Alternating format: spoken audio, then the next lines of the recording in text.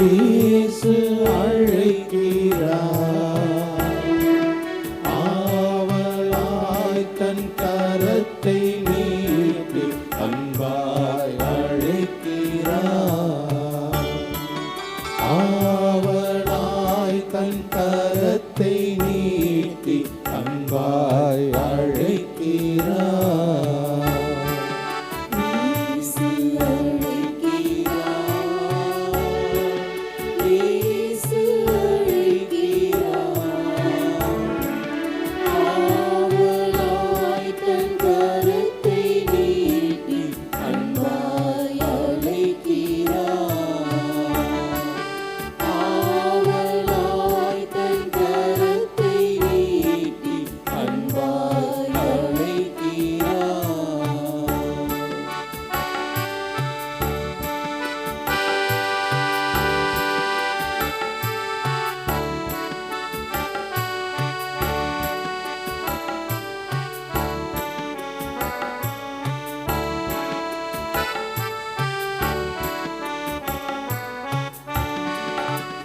இறைவனின் குலமே, இயேசுவின் உள்ளமே.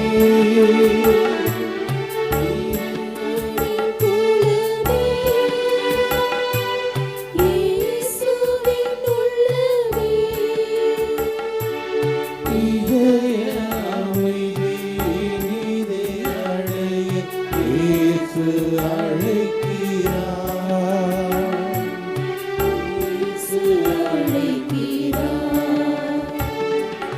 இயேசு அழைக்கிறார்.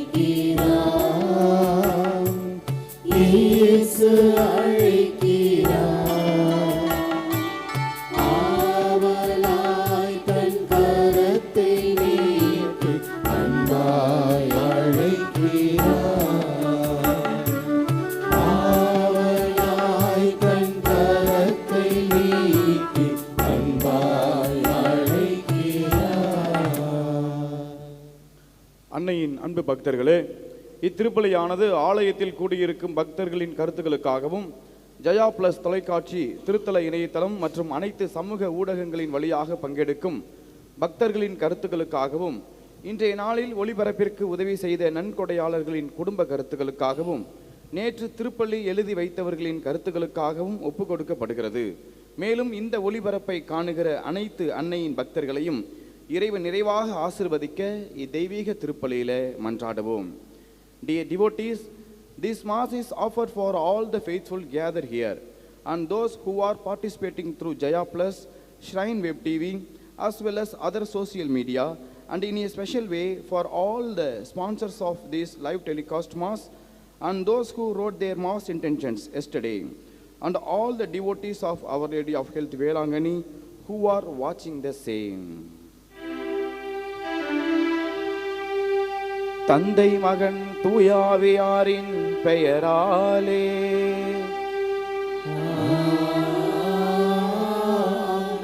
நம் ஆண்டவராகிய இயேசு கிறிஸ்துவின் அருளும் கடவுளின் அன்பும் தூயாவியானவரின் நட்புறவும் உங்கள் அனைவரோடும் இருப்பதாக.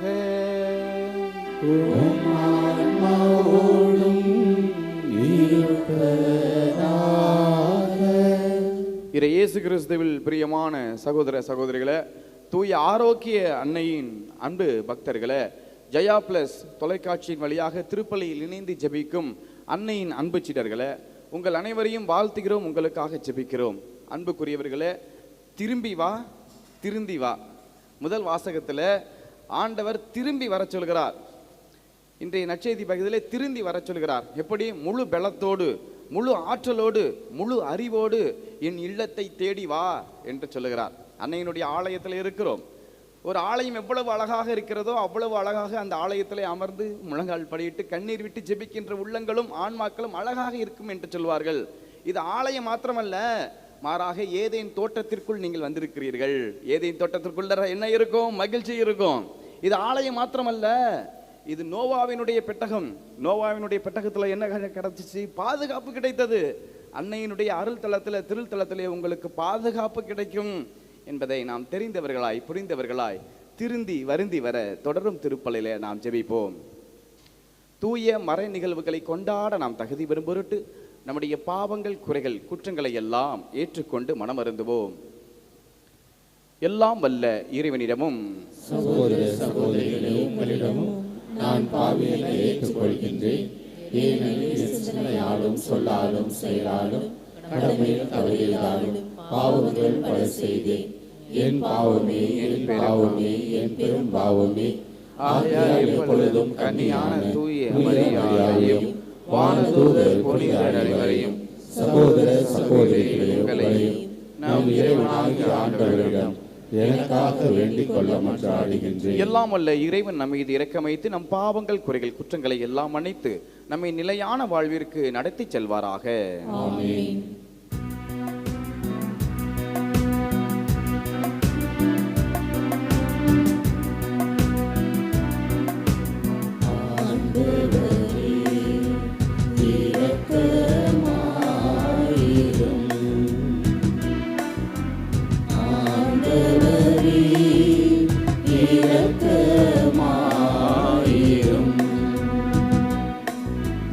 கிறிஸ்துவே இரக்கமாயிரும்.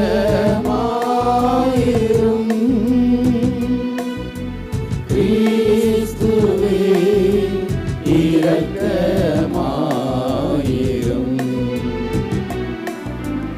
ஆண்டவரே இரக்கமாயிரும். ஆண்டவரே இரக்கமாயிரும்.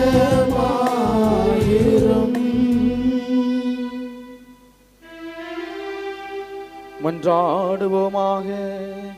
ஆண்டவரே, எங்கள் இதயங்களில் உமது அருளை கனிவுடன் பொழிந்திரள உம்மை வேண்டுகின்றோம். அதனால் வரம்பு மீறிய மன்னக நாட்டங்களில் இருந்து நாங்கள் என்றும் விடுவிக்கப்பட்டு விண்ணக படிப்பினைகளை பற்றிக்கொள்ள உமது வல்லமையால் ஆற்றல் பெறுவோமாக. உம்மோடு தூயாவியாரின் ஒன்றிப்பில் இறைவனாய் நின்றும் வாழ்ந்து ஆட்சி செய்கின்ற அவர் வழியாக உம்மை மன்றாடுகின்றோம்.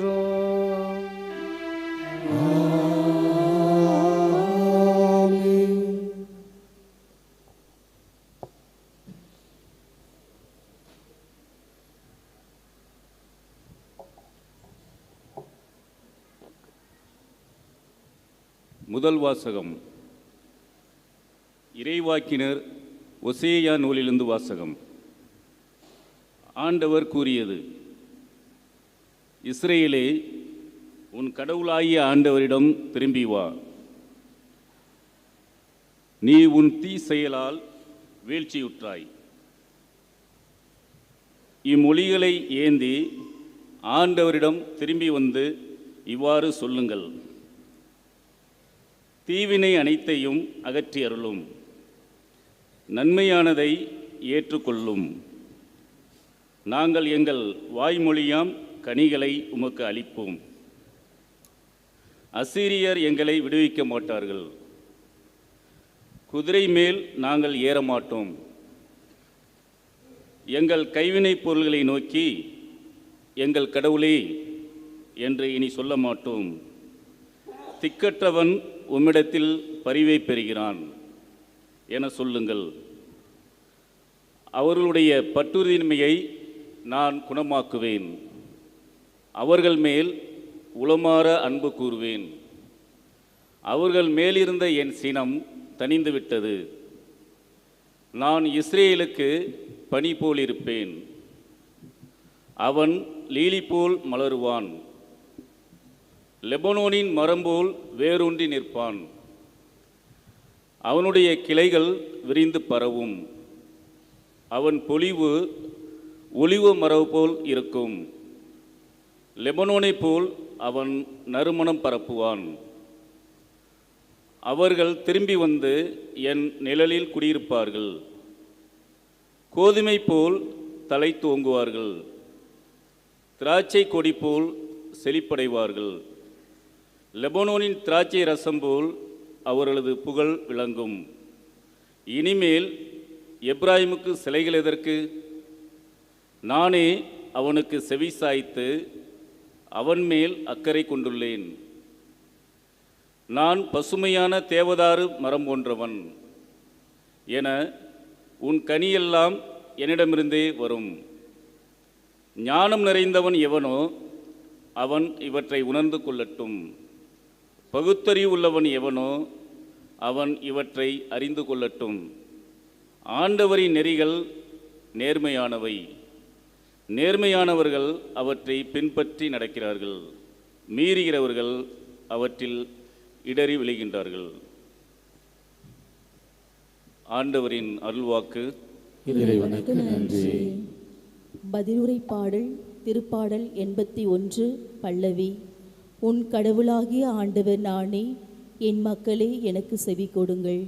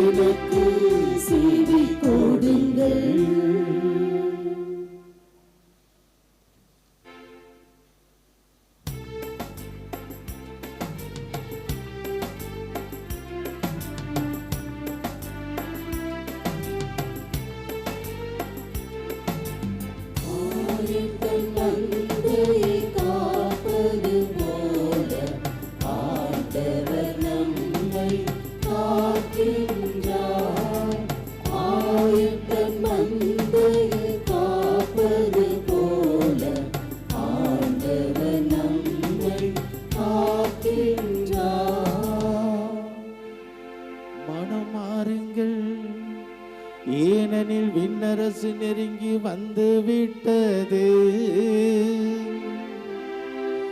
என்கிறார் ஆண்டவர்.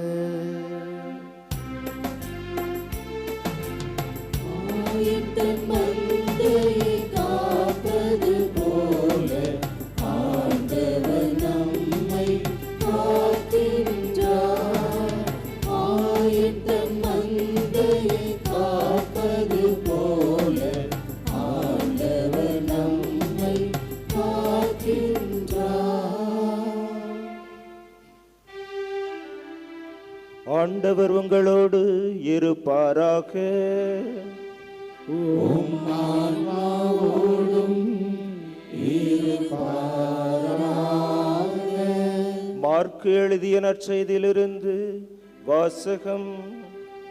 ஆண்டவரே மாட்சி உமக்கே. அக்காலத்தில் மறைநூல் அறிஞருள் ஒருவர் இயேசுவை அணுகி வந்து, அனைத்திலும் முதன்மையான கட்டளை எது என்று கேட்டார். அதற்கு இயேசு, இஸ்ராயேலே கேள், நம் ஆண்டவராகிய கடவுள் ஒருவரே ஆண்டவர்.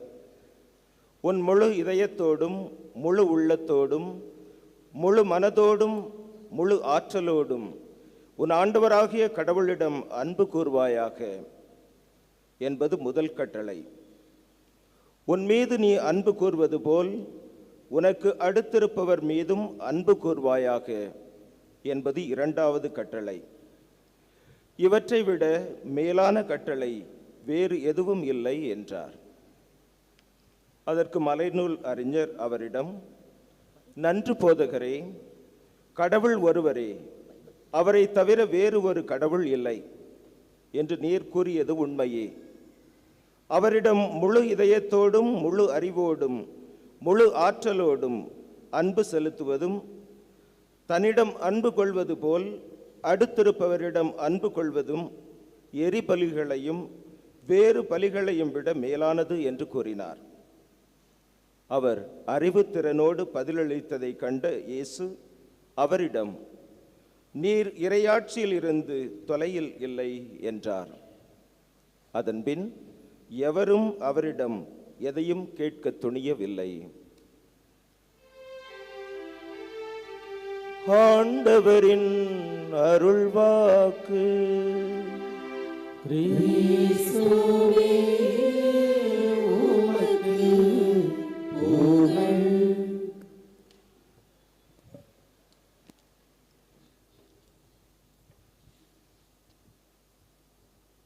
இறை இயேசு கிறிஸ்துவில் பிரியமான சகோதர சகோதரிகளை, தூய ஆரோக்கிய அன்னையின் அன்பு பக்தர்களை, அன்னையினுடைய அருள் தலத்தை சுற்றி வருபவர்கள், அன்னையினுடைய அருள் தலத்தில் ஜெபிப்பவர்கள் ஒருபொழுதும் கெட்டு போனதாக வரலாறு இருந்ததே இல்லை. அன்புக்குரியவர்களை, த பவர் ஆஃப் வேர்டு, வார்த்தையினுடைய வலிமை எவ்வளவு தெரியுமா? அருட்தந்தை இம்மானுவேல் தஞ்சை மறைமாவட்டம் மூவனூர் பங்குல பங்கு தந்தையாக பணிபுரிகிறார். அவருடைய தாயார் கடந்த செவ்வாய்க்கிழமை இறைவனிடம் அடைக்கலம் புகுந்தார். வயதான நிலையில மருத்துவமனையில் அவர்கள் அனுமதிக்கப்பட்டிருந்தார்கள். நான் சென்று அவர்களை பார்த்தேன். அவர்களிடம் பார்த்து, அம்மா சாப்பிட்டீங்களாம்மா, நல்லா இருக்கீங்களா, ஒன்றும் ஆகாது, என்ன பண்ணுறீங்கன்னு நிறைய வார்த்தைகளை அடுக்கி கொண்டே சென்றேன் அவர்களிடம். ஒரு வார்த்தை கூட தாயானவள் பேசவே இல்லை. கண்ணை திறந்து பார்க்கவும் கிடையாது அந்த அம்மா. வாழ்க்கையினுடைய கடைசி தருணம். அந்த அம்மா கிட்ட நிறைய வார்த்தைகளை பேசி பார்க்குறேன், ஒன்றுமே வேலைக்கு ஆகலை. எப்படிமா இருக்கிறீங்க அப்படியெல்லாம். ஆனால் இறுதியாக ஒரே ஒரு வார்த்தையை சொன்னேன் தந்தையினுடைய தாயிடம், மரியே வாழ்க என்று ஒரே ஒரு வார்த்தையை தாயிடம் சொன்னேன். அன்புக்குரியவர்கள், அந்த முடியாத தருணத்திலும் தாயானவள் மரியே வாழ்க என்று சொன்னாரே, எவ்வளவு பெரிய அற்புதம்! அதிர்ந்து போனேன். மனிதனுடைய கடைசி வார்த்தை இந்த மரியே வாழ்க என்கிற வார்த்தை மாத்திரம்தான் என்பதை நாம் அனைவருமே தெரிந்து கொள்ள வேண்டும், அறிந்து கொள்ள வேண்டும், புரிந்து கொள்ள வேண்டும். அன்புக்குரிய சகோதரமே, மரியே வாழ்க, எவ்வளவு பெரிய அற்புதமான வார்த்தை! மரியே வாழ்க, மரியே வாழ்க என்று சொல்லும் பொழுதெல்லாம் மனமெல்லாம் மகிழ்ச்சி பொங்குதம்மா. தங்கத்தாயே, தரணியை காத்தவளே, அன்னையினுடைய அருள் தலத்திலே வந்தவர்கள் ஒருபொழுதும் கெட்டு போனதாக வரலாறு இருந்ததே இல்லை. இன்றைய நற்செய்தி பகுதிகள், இன்றைய வாசகங்களின் அடிப்படையில் நாம் சிந்தித்து பார்த்தோம் என்றால், திரும்பி வா, திருந்தி வா. ரொம்ப சிம்பிள். திரும்பி வா, திரும்பி வரும் பொழுது திருந்தி வா. நீங்கள் ஒரு வீடு கட்டின பிறகு முதல்ல வைக்கக்கூடிய ஒரு படம் என்ன படம் அப்படின்னா, திருக்குடும்ப படம் வைப்பீங்க. என்ன படம் வைப்பீங்க? திருக்குடும்பம் படம் வைப்பீங்க.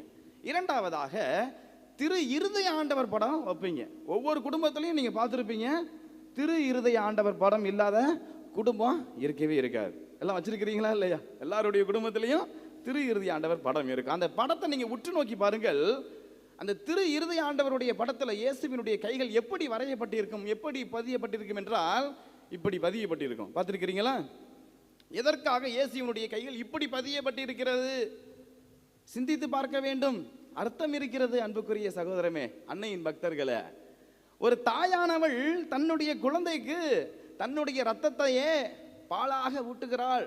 அப்பொழுது இந்த 2 கைகளை வைத்துத்தான் தன்னுடைய இரத்தத்தையே தன்னுடைய குழந்தைக்கு பாலாக ஊட்டி வளர்ப்பாளாம். அன்புக்குரியவர்களே, அதே போல நம்ம ஆண்டவராகிய இயேசு கிறிஸ்து தம்முடைய உடலையும் தம்முடைய இரத்தத்தையும் தம்முடைய பிள்ளைகளுக்கு, உங்களுக்கும் எனக்கும் இரத்தமாக, பானமாக, உடலாக தருகிறார் என்பதை காட்டுவதன் நிமித்தமாகத்தான் இயேசுவினுடைய கைகள் எவ்வாறு பதியப்பட்டிருக்கிறது. இவ்வாறு தாய்மையினுடைய அன்பை காட்டும் விதமாக திரு இறுதி ஆண்டவர் கைகள் பதியப்பட்டு இருக்கிறது. இரண்டாவது, பிறர் அன்பு, இறை அன்பு, இதை காட்டும் விதமாகத்தான் இயேசுவினுடைய கைகள் அங்கே அவ்வாறாக பதியப்பட்டு இருக்கிறது என்பதை நாம் அறிந்து கொள்ள வேண்டும். தந்தை, மகன், தூய ஆவியானவரின் பெயராலே ஆமேன். அருமையா இந்த சிலுவை அடையாளத்தை நம்ம போடுவோம். தந்தைன்னு சொன்ன மாத்திரமே ஏன் தலையில கை வைக்கிறோம்? மகன் சொன்ன மாத்திரமே ஏன் நெஞ்சில இல்ல இருதயத்தில் கை வைக்கிறோம்? தூய ஆவியானவர் சொன்ன மாத்திரமே ஏன் தோள்பட்டையில கை வைக்கிறோம்? அர்த்தம் இருக்குது.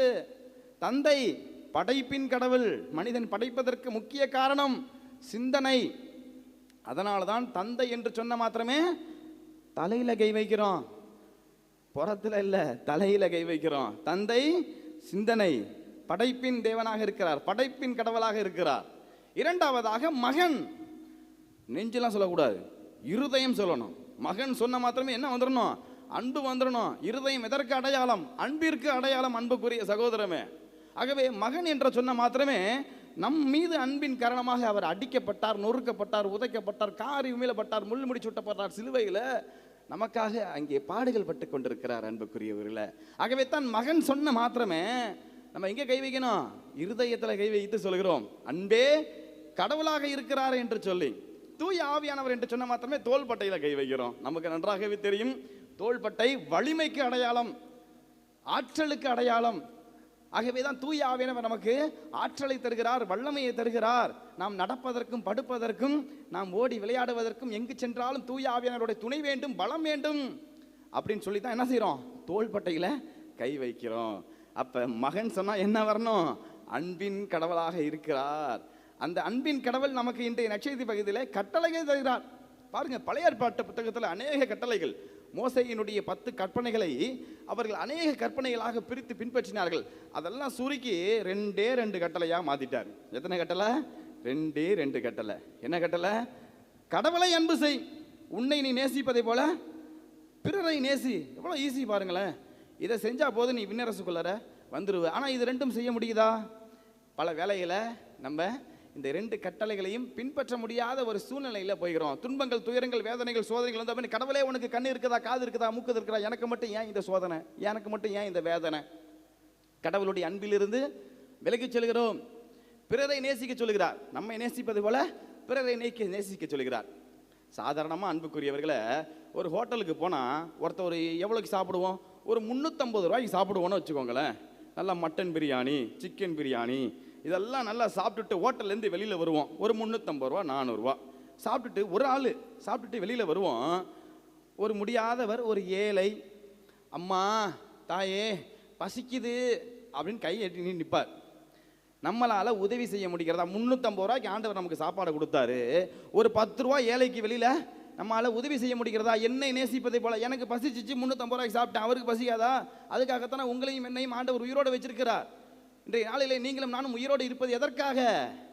நாம் செய்த தர்மங்களின் பொருட்டுத்தான். அன்புக்குரியவர்களே, ஏதோ ஒரு காரணத்தில் உங்களுடைய தலைமுறை ஏதோ தர்ம காரியங்கள் செய்திருக்கிறார்கள். நமக்கு வருகிற ஆபத்திலிருந்து ஆண்டவர் நமக்கு விடுதலை கொடுக்கிறார் என்றால் எதுவும் தற்செயலாக நடப்பது கிடையவே கிடையாது. இயேசுவுக்கே புகழ்.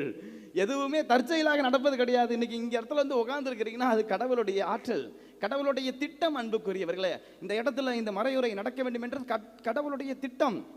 ஆகவே எதுவும் தற்செயலாக நடப்பது கிடையவே கிடையாது என்பதை நாம் அறிந்து கொள்ள வேண்டும். அடுத்தபடியாக திரும்பி வா, திருந்தி வா. நீங்க பாருங்க, இந்த வசனத்திற்கு ஏற்ப விவிலியத்தில் ஒரு கதாபாத்திரம் இருக்குது. இயேசுவினுடைய அன்பில் இருந்து, தந்தையனுடைய அன்பில் இருந்து, கடவுளுடைய அன்பில் இருந்து பிரிந்து சென்றவன் மீண்டும் கடவுளோடு இணைகிறான் எவ்வளோ பெரிய அற்புதமான ஒரு நிகழ்வை ஆண்டவர் வெளிப்படுத்தி காட்டுகிறார். என்ன நிகழ்வு என்றால், ஊதாரி மைந்தன், ப்ராக்டிக்கல் சன் என்று சொல்லுவார்கள். இங்கே பாருங்கள், இந்த உமானத்தில் நம்ம நிறைய விஷயங்களை நம்ம கற்றுக்கலாம். சிறப்பாக இந்த நற்செய்தி பகுதியின் வழியாக இயேசு கிறிஸ்துவினுடைய அன்பின் கட்டளையை எவ்வாறு பின்பற்றுவது என்பதை நாம் புரிந்து கொள்ளலாம். முதலாவது, ஒரு தந்தைக்கு 2 பிள்ளைகள் இருந்தார்கள். ஒருத்தன் மூத்தவன், இன்னொருத்தன் இளைஞவன். பாருங்களேன், மூத்தவன் யாரை குறிக்கிறான் என்றால் யூத மக்களை குறிக்கிறான். 2வது மகன் யாரை குறிக்கிறான் என்றால் புற இனத்தாராகிய நம்மை குறிக்கிறான். மூத்தவனை விட்டுருவோம். இளைய மகன் தந்தையிடம் வருகிறான். அப்பா, என் சொத்தை எனக்கு கொடு. சொத்தை கொடுன்னு சொன்ன மாத்திரமே அவன் என்ன சொன்னானா, ஒரு தந்தை இறந்த பிறகுத்தான் தம்முடைய சொத்தை பிள்ளைகளுக்கு கொடுப்பார். அப்போ மகன் என்ன முடிவு பண்ணிட்டான், எனக்கு நீ வேணாவே வேணாம், செத்து போ, தொலைஞ்சு போ, உன் உறவே எனக்கு வேணாம், ஒட்டும் வேணாம், உறவும் வேணாம், சொத்தை முதல்ல குடியா. சும்மா அந்த மாதிரிலாம் பேசிக்கிட்டு இருக்காத. கேட்ட மாத்திரமே தந்தை என்ன செஞ்சார், அப்பா வேணாண்டா தங்கம், போயிடாதரா, இப்போல்லாம் அடிபடுவ. கேட்ட மாத்திரமே என்ன செஞ்சார் தந்தை, சொத்தை கொடுத்தாருங்க. எதுவுமே டைலாக்ஸ்லாம் கொடுக்கவே இல்லை. ஏன் தெரியுமா, தந்தைக்கு நல்லாவே தெரியும், நீ போகும்போது நல்ல பர்ஃப்யூம்ஸ்லாம் நல்லா போட்டு கம்மன்னு கையிலலாம் பணத்தை எடுத்துக்கிட்டு சூப்பராக போகிற, திரும்பி வரும் பொழுது நாத்தத்தோடு வரப்போகிறேன்னு எனக்கு நல்லா தெரியும். அசிங்கப்பட போகிற, முத்து போட போகிற, எனக்கு நல்லா தெரியும். அதனால் இந்தா கண்ணு சொத்து தூக்கி கொடுத்துட்டார். நடக்க போகிறது தந்தைக்கு நல்லாவே தெரியும். திரும்பி நீ எப்படி வரப்போகிற, அசிங்கப்பட்டுத்தான் வரப்போகிறாய் என்பதை தந்தை நன்றாக அறிந்து வைத்ததன் காரணமாக, இந்தாப்பா உன் சொத்து பத்தெல்லாம் எடுத்துக்கிட்டு போ, சந்தோஷமாக போ, அல்லாஹ்வின் வாழ்த்தி அமைச்சார். நெடுந்தூரம் பயணம் மேற்கொண்டான். தந்தையினுடைய உறவிலிருந்து அவன் பிரிந்து சென்று விட்டான், பிரிந்து போயிட்டான். அங்கே போய் நண்பர்களோடு தவறான பழக்கங்களில் ஈடுபட்டு அவனுடைய சொத்து பத்துக்களை எல்லாம் பாழாக்கி அவன் கஷ்டப்படுகிற நேரத்தில் ஆண்டவர் பஞ்சத்தை உண்டாக்கினார். விவிலியத்தில் பஞ்சம் என்கிற வார்த்தை வருகிறதோ அதெல்லாம் ஆண்டவருடைய வசனம் இல்லாதது. கடவுளுடைய வார்த்தை இல்லைன்னா அந்த இடத்துல என்ன இருக்கும், பஞ்சம் இருக்கும், கஷ்டம் இருக்கும். உங்கள் வீட்டில் கடன் பிரச்சனையா, என்ன இல்லைன்னு அர்த்தம், ஜபம் இல்லை. உங்கள் வீட்டில் நோய் நொடி வியாதி எல்லா கஷ்டமும் இருக்குதா, என்ன இல்லை, ஜபம் இல்லை, கடவுளோடு இணைந்த நிலையில் இல்லை, வார்த்தை இல்லை, வசனம் இல்லை. அதுதான் முக்கிய காரணம். அந்த இடத்துல ஆண்டவர் பஞ்சத்தை உண்டாக்குகிறார். வார்த்தை வசனம் இல்லை. அவன் இறுதியாக பன்றி மேற்பதற்கு போகிறான். அந்த இடத்துல அந்த பன்றியினுடைய உணவை உட்கொள்கிறான். நாத்தமும் படிச்சிருச்சு, முடிஞ்சு போச்சு, வாழ்க்கையே முடிஞ்சு போச்சு. எப்படி இருந்தனா இப்படி ஆயிட்டனே, ஐயோ என் தந்தை கிட்ட எஜமா மாதிரி கால் மேலே காலை போட்டு சும்மா உட்காந்துருந்தனே, இப்படி பன்றி மேய்ச்சிக்கிட்டு இருக்கிறேனே, பன்றியினுடைய உணவு சாப்பிடக்கூடிய சூழ்நிலைக்கு வந்துட்டேனே, அது கூட எனக்கு கிடைக்கலையே. எவ்வளோ பெரிய யூட்டர்ன் பாருங்க. திரும்பி வரான் தந்தைகிட்ட. திரும்பி வந்த உடனே இது தாங்க கிளைமேக்ஸு. இந்த இடத்துல தான் ஒரு அற்புதம் நடக்க போகுது. நீங்கள் பாருங்க, நான் முன்னாடியே சொன்னேன், நீ திரும்பி வருவ அப்படின்னு எனக்கு நல்லா தெரியும். அதனால தான் தந்தை என்ன செஞ்சாரு, அமர்ந்து பார்த்து கொண்டே இருந்தார். எப்போ வருவ, நீ வருவேன்னு தெரியும், ஆனால் எப்போ வருவேன்னு தந்தைக்கு தெரியாது. ஆகவே தந்தை அமர்ந்து உன்னை கவனித்து கொண்டே இருந்தார். வரான், திரும்பி வரான். எப்படி வந்தான், நாத்தத்தோடு வந்தான். தந்தை சொன்ன மாதிரியே அசிங்கப்பட்டு, மொத்துப்பட்டு, வெக்கப்பட்டு, எல்லா விஷயத்தையும் வரான். வந்த மாத்திரமே ஒரு அற்புதம் நடக்க போகுது. நல்லா கவனிங்களேன். தந்தை ஓடி போய் அரவணைத்து கொடுத்தாரு பாருங்க ஒரு முத்தம். அட யூதாஸ் கொடுத்த முத்தம் அல்ல அன்புக்குரியவர்களே, கடவுள் தந்த முத்தம். அது சமாதானத்தின் முத்தம், அன்பின் முத்தம். மீண்டும் ஒருவன் தந்தையோடு இணையும் பொழுது அவனுக்கு சமாதானத்தின் முத்தத்தை ஆண்டவர் தருகிறார். அந்த குடும்பம் சமாதானம் அடைகிறது, அந்த குடும்பம் மகிழ்ச்சியிலே திளைத்து போகிறது. கடவுளுடைய முத்தம். ஆணி கொண்ட உன் பாயங்களில் அன்புடன் முத்தி செய்கின்றேன். அன்பின் முத்தம் அன்புக்குரியவர்களே, கடவுள் முத்தி செய்கிறார், முத்தம் கொடுக்கிறார். மகன் திரும்பி வந்த மாத்திரமே. அப்போ கடவுள் அந்த சமாதானத்தின் முத்தம், அன்பின் முத்தத்தை வெளிப்படுத்துகிறது என்பதை நாம் பார்க்கிறோம். இரண்டாவதாக என்ன காரியம்னா, அவனுக்கு உடை கொடுக்கிறார். இந்த உடை கொடுத்திருக்கிறல்ல, இது என்ன குறிக்கிறது, தூய ஆவியானவரை குறிக்கிறது அன்புக்குரியவர்களே. நீ பழைய பாவ ஆடையிலிருந்து நீ தூய ஆவியானவர் என்கிற ஒரு புதிய ஆடையை நீ அணிந்து கொள்கிறாய் என்று சொல்லி ஆண்டவர் பரிசுத்த ஆடையை அவனுக்கு அளிக்கிறார். மூன்றாவதாக அவனுடைய கைகளில் கணையாளியை அணிவிக்கிறார். அன்று யோசேப்புக்கு அளித்த அதே கணையாளி, நீ ஆளுநராக இதோ இந்த எகிப்து தேசத்தை நீ ஆட்சி செய் என்கிற அந்த ஆளுகை நீ மீண்டும் இழந்த அதிகாரத்தை நீ பெற்றுக்கொண்டாய் என்பதற்கு அடையாளமாக கணையாளியை கொடுக்கிறார், அதிகாரத்தை மீண்டும் தருகிறார், இறுதியாக காலணி கொடுக்கிறார், செருப்பு கொடுக்கிறார். பாருங்களேன், எவ்வளவு பெரிய அற்புதம். நீ நற்செய்தி அறிவிக்க தயாராகி விட்டாய், நீ திருந்தி விட்டாய், திரும்பி விட்டாய், இறைவனிடம் அடைக்கலம் புகுந்து விட்டாய். இனி வாதை உந்தன் கூடாரத்தை ஒருபொழுதும் அணுகாது, நெருங்காது என்று சொல்லி தந்தை அவனை அரவணைத்து மீண்டும் தன்னுடைய ஏதேன் தோட்டத்தில் அவர் சேர்த்துக் கொள்வதை நம்மால் பார்க்க முடியும் அன்புக்குரியவர்களே. ஆகவே தான் தந்தையினுடைய அன்பிலே நாம் நிலைத்து நிற்க வேண்டும். இவ்வளவு பெரிய அற்புதம். தந்தையினுடைய அன்பிலிருந்து நீங்கள் விலை சென்று விட்டால், கடவுளை நேசிக்காவிட்டால், பிறரை நேசிக்காவிட்டால் நம்முடைய வாழ்க்கையும் நாற்றம் எடுத்து போகும் என்பதை நாம் அறிந்து கொண்டு தொடரும் திருப்பலியில திரும்பி வருவோம், திருந்தி வருவோம். எல்லா சூழ்நிலையிலுமே கடவுள் ஒருபொழுதும் பாவிகளை வெறுப்பதல்ல, மாறாக அவர் பாவத்தை தான் வெறுக்கிறார்.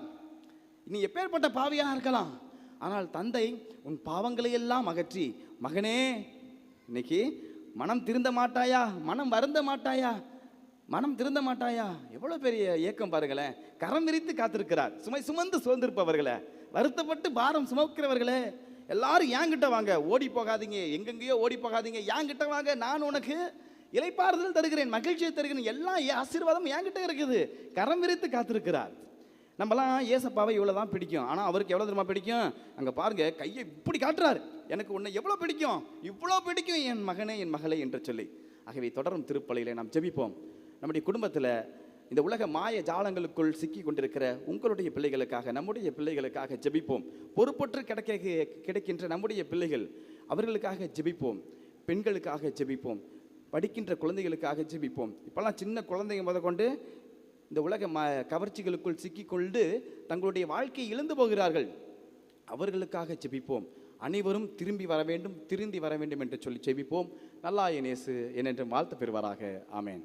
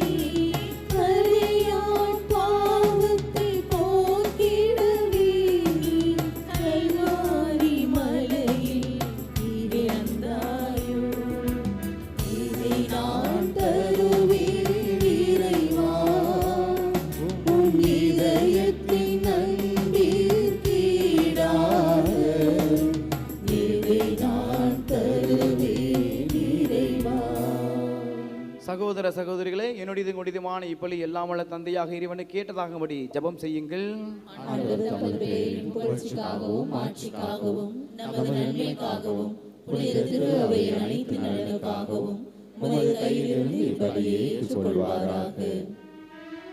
ஆண்டவரே, நாங்கள் அர்ப்பணிக்கும் இக்காணிக்கைகளை கனிவுடன் கண்ணோக்கியரளவு உம்மை வேண்டுகின்றோம்.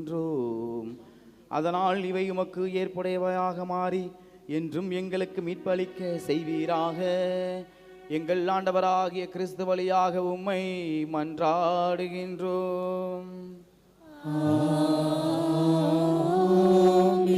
ஆண்டவர் உங்களோடு இருப்பாராக.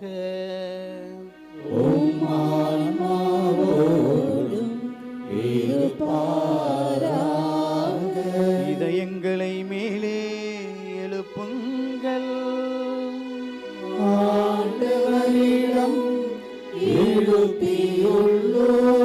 நம் இறைவனாகிய ஆண்டவருக்கு நன்றி கூறுவோம்.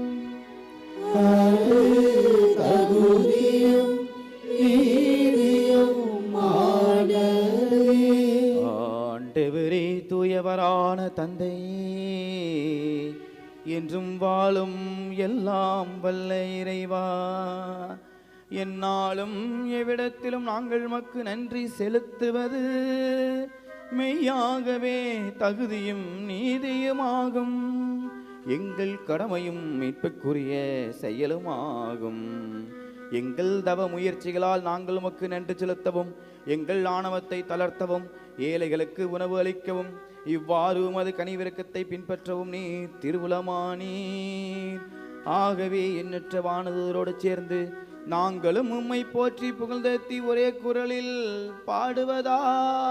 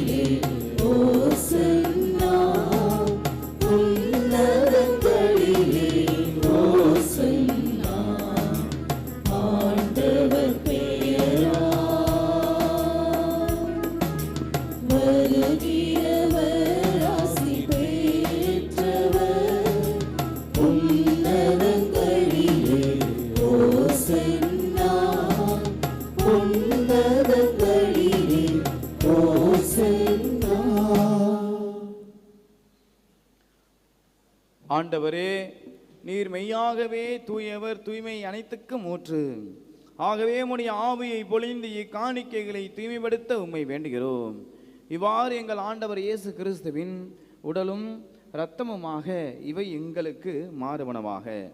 அவர் பாடுபட உளம் கனிந்து தம்மை கையளித்த போது அப்பத்தை எடுத்து நன்றி செலுத்தி அதை பிட்டு தம் சீடர்களுக்கு அளித்து கூறியதாவது: அனைவரும் இதிலிருந்து பெற்று உண்ணுங்கள், ஏனெனில் இது உங்களுக்காக கையளிக்கப்படும் என் உடல்.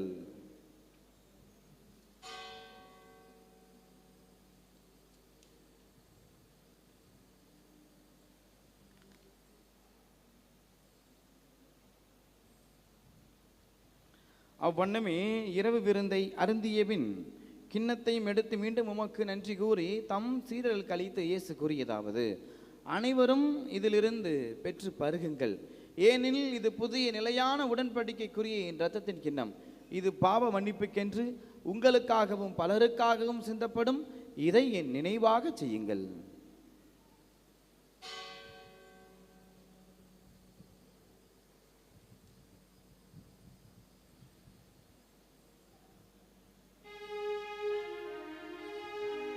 நம்பிக்கையின் மறைபொருள்.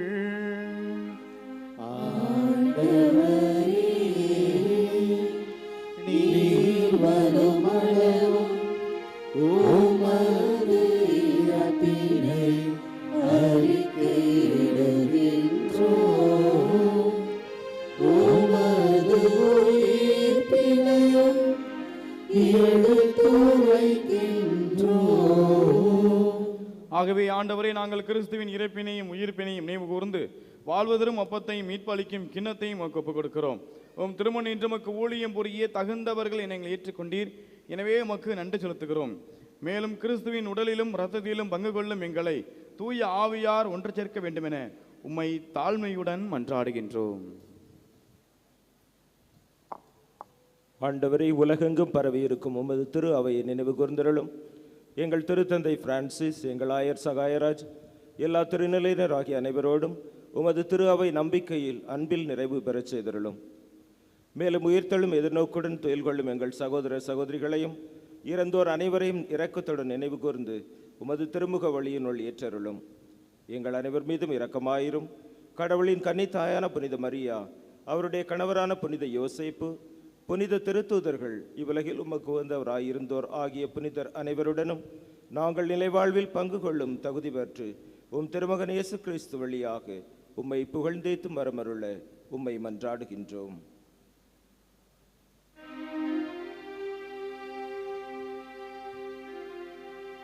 இவர் வழியாக இவரோடு இவரில் எல்லாம் வல்ல இறைவனாகிய தந்தையே, தூயாவியாரின் ஒன்றிப்பில் எல்லா புகழும் மாட்சியும் என்றென்றும் உமக்கு உரியதே. ஆமென். ஆமென். ஆமென்.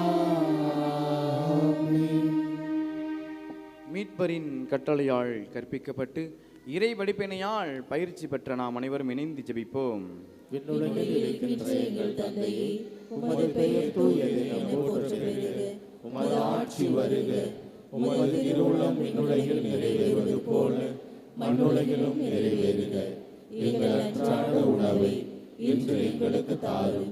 எங்களுக்கு எதிராக குற்றம் செய்வோரை நாங்கள் மன்னிப்பது போல எங்கள் குற்றங்களை மன்னியும். எங்களை சோதனைக்கு உட்படுத்தாதையும், தீமையிலிருந்து எங்களை விடுவித்தருளும். ஆண்டவரே, தீமை அனைத்திலிருந்து எங்களை விடுவித்து எங்கள் வாழ்நாளில் அமைதியை கனிவுடன் அருளவும் மன்றாடுகிறோம்.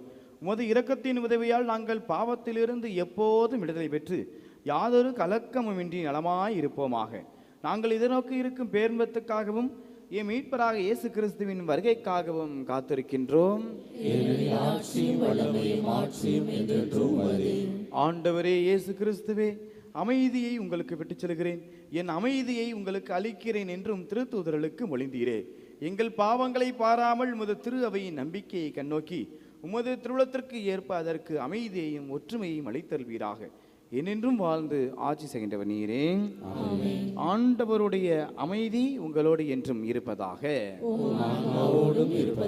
ஒருவருக்கொருவர் ஆண்டவர் தருகின்ற அமைதியை பிறரோடு பகிர்ந்து கொள்வோம்.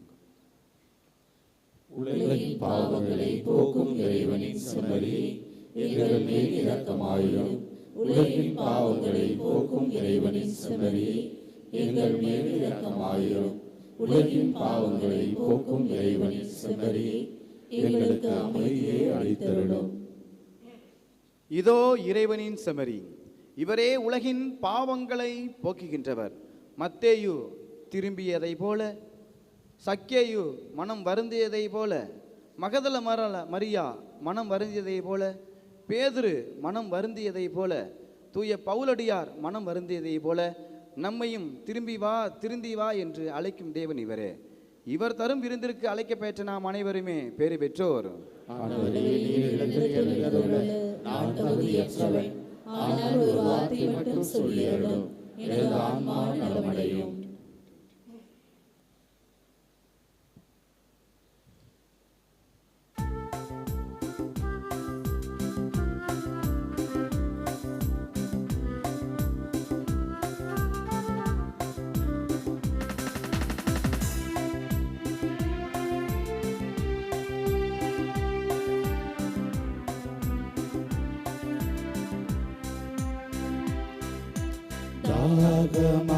தாகமாயிருப்போரே,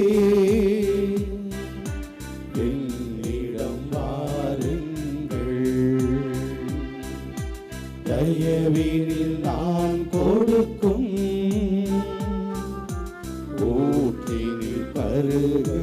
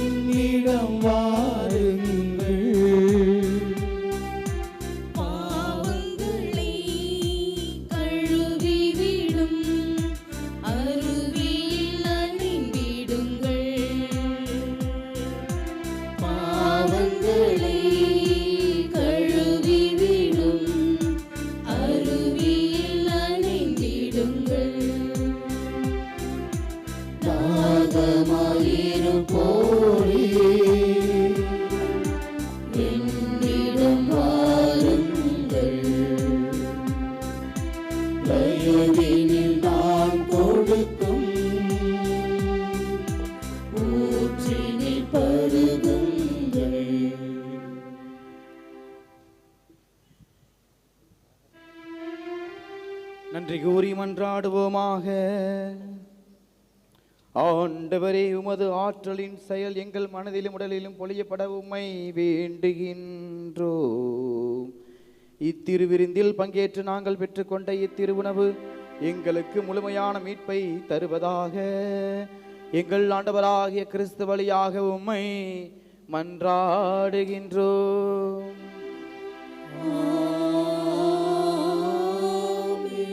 புனித ஆரோக்கிய அன்னையின் ஆசி பெற ஜெபிப்போம். ஆற்றலும் அன்பும் மிக்க இயேசுவை கையிலேந்தி காலமெல்லாம் கடலோரம் காத்திருக்கும் புனித ஆரோக்கிய அன்னையே, இப்பேராலயத்தில் கூடியிருக்கும் பக்தர்கள் மற்றும் இணையதளம் சமூக ஊடகங்கள் வழியாக பங்கேற்கும் அனைவரையும் ஆசீர்வதியும்.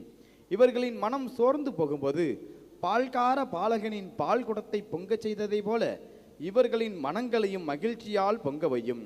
இவர்கள் தோல்வியால் துவண்டு போகும்போது நடக்க இயலாத சிறுவனை நடக்க வைத்ததை போல இவர்களையும் எழுந்து நடக்க வையும். இவர்கள் துன்பக் கடலில் தத்தளித்து தடுமாறும் போது போற்றி கீசிய மாலுமிகளை கரை சேர்த்ததை போல இவர்களையும் கரை சேர்த்தருளும். வரம் பெற்று தரும் புனித ஆரோக்கிய அன்னையின் ஆசீர் உங்களோடு என்றும் தங்குவதாக. May Jesus touch you and heal you through the loving hands of his dear mother, Our Lady of Health, Velankanni. ஆண்டவர் உங்களோடு இருப்பாராக.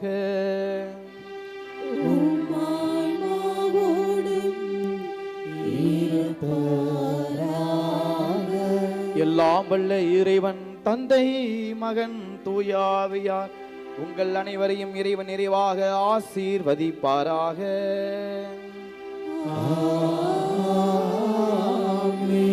திரும்பி வா திருந்தி வா என்ற சிந்தனைகளோடு சென்று வாருங்கள். திருப்பலி நிறைவுற்றது.